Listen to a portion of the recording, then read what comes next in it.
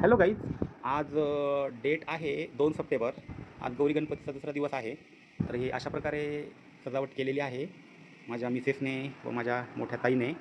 हा छानसं असं सेट उभा करून डेकोरेशन केलेलं आहे.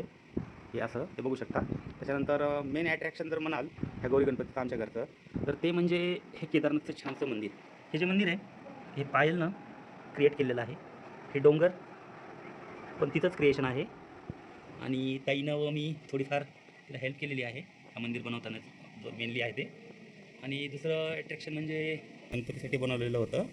ॲक्च्युली आमच्या इथं 2 दिवस गणपती बसल्यानंतर गौरी बसल्यावर इकडं शिफ्ट केला जातो हा छानसा गणपती. हे अशा प्रकारचं दरवर्षी हेल्प करत असतो, बट ह्यावेळेस त्याला पेशंट जास्त होते ना, त्याच्यामुळे त्याला थोडं नाही जमलं.